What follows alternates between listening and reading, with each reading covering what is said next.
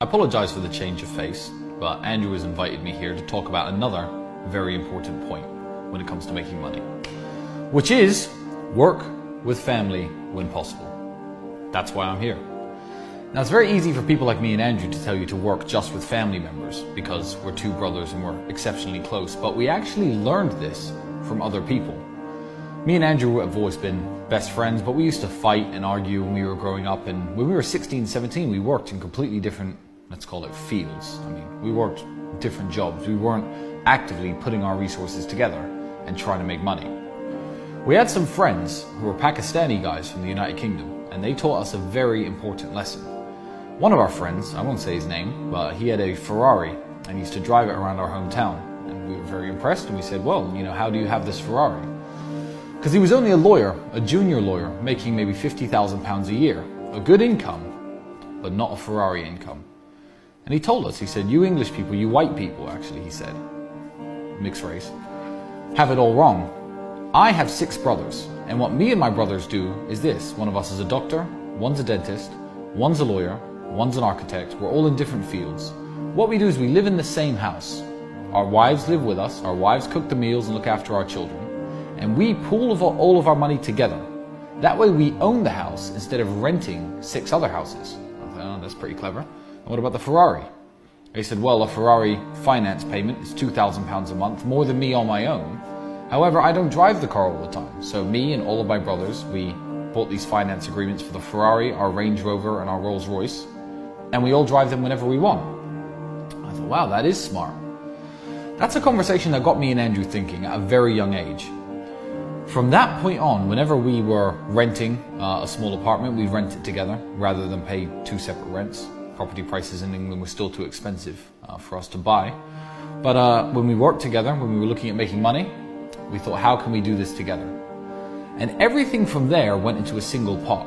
Up until this day, we're multi-millionaires. We share bank accounts. I don't know what's in whose account, under what name, which house, which car is owned by who. I mean, I know on paper, but it doesn't matter because everything is collectively owned. Now it doesn't matter so much. Me or Andrew could go our separate ways, buy our own family home and have 3 supercars each, if we wanted to. But we don't. You see, when we were much younger, our first ever supercar was an Aston Martin Vantage.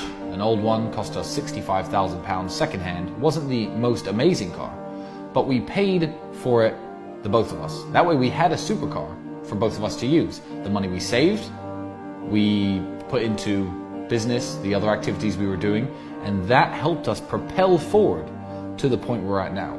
So sure, it'd be easy to divide resources and split now, but why? Am I going to reach the next level faster if I do that? No.